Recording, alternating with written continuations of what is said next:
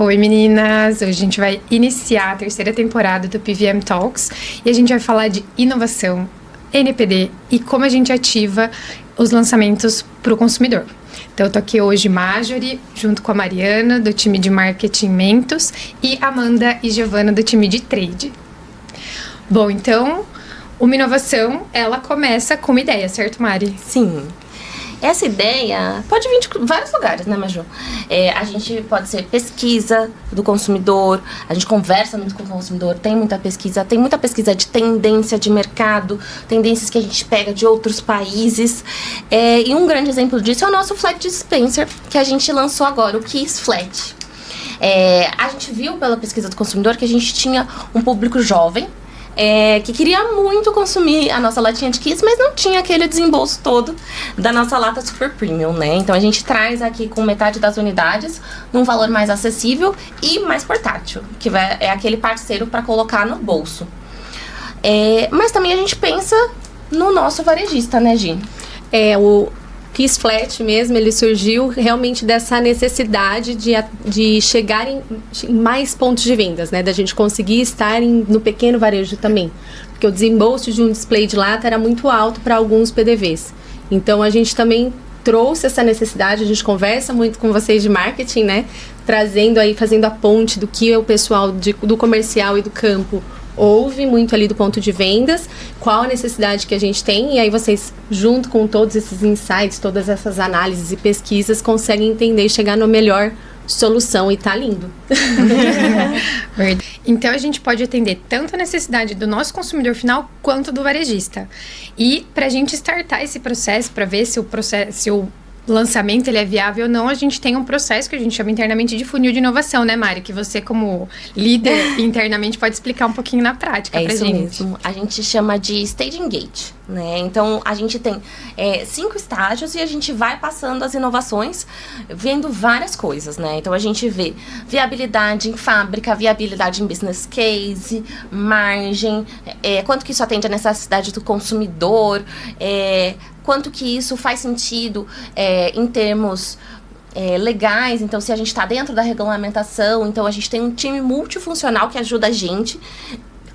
A gente tem finanças, tem regulatórios, tem todo o time de desenvolvimento de produto, embalagem, todo mundo trabalhando junto para fazer isso acontecer, junto com vendas e trade, né? Na parte de trade, a gente trabalha muito para que esse produto chegue realmente lá no nosso consumidor, lá no nosso varejo, né? E aí a gente tem várias etapas que eu acho que o pessoal que está em casa nem imagina, né? Mas antes desse produto ir para o supermercado, a gente tem toda uma parte de estimar o volume que a gente quer vender, quantas positivações, ou seja, quantos clientes a gente quer atingir.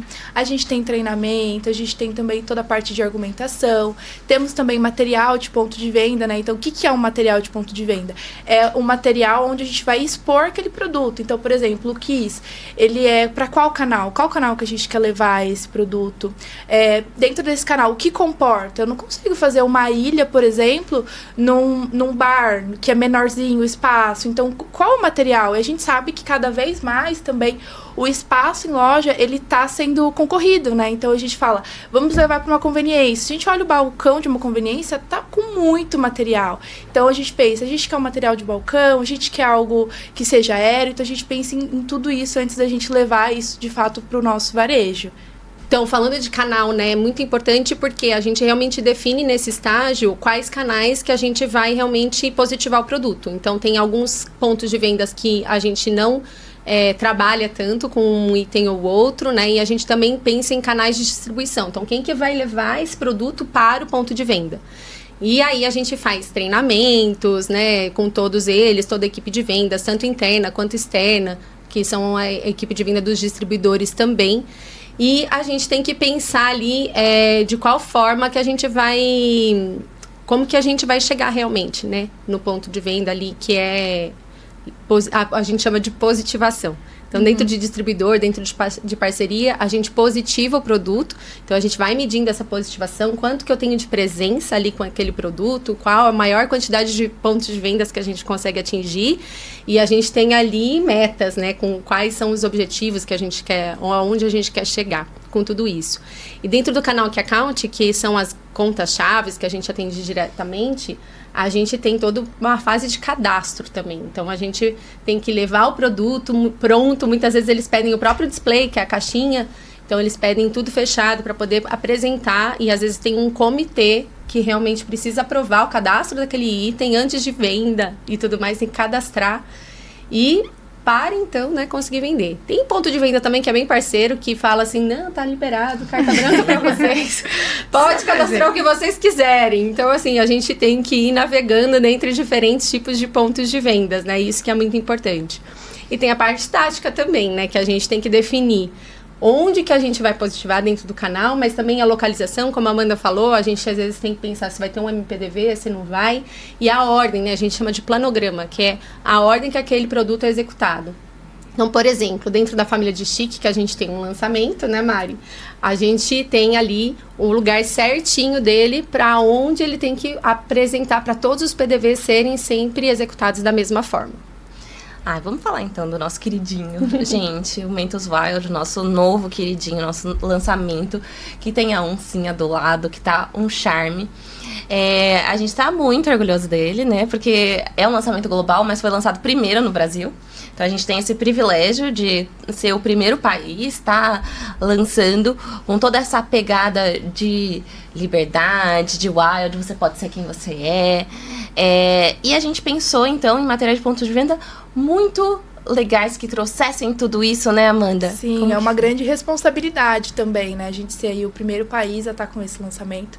Então, a gente teve ali muitas etapas de criação para a gente ter um material que realmente ficasse bonito no ponto de venda, mas que trouxesse ali a parte de volume de produto.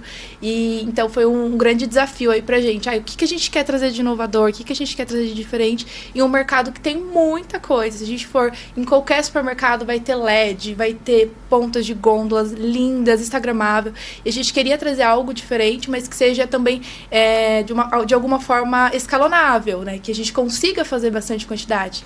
E também trazendo a oncinha, que é um super charme. Mas como trazer também essa oncinha sem ficar demais, sem não ficar também às vezes brega, né? A gente chama assim.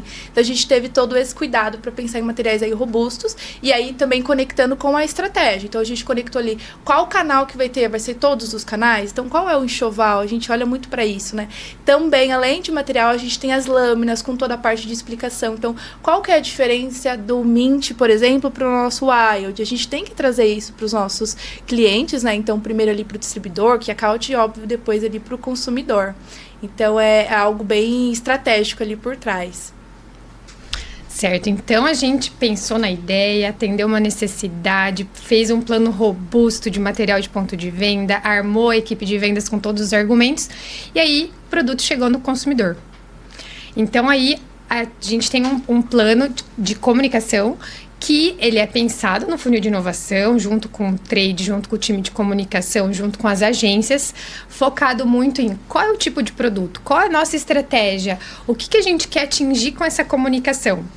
E a partir daí a gente tem esse plano que ele envolve mídia, influencer, eventos, ações de engajamento diretamente com o consumidor, para poder fazer que o produto esteja fisicamente disponível para o consumidor, mas também a gente manter o produto disponível na cabeça do consumidor.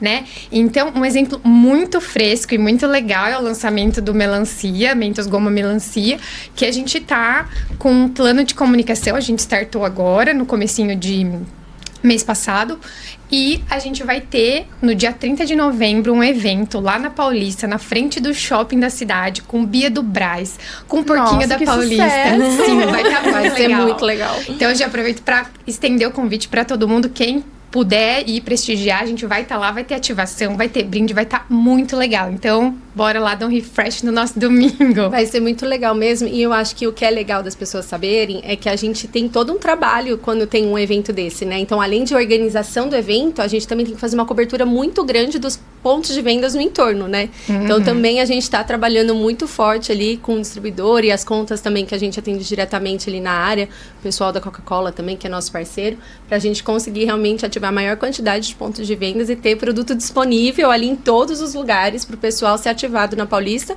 e depois ir comprar. Com certeza.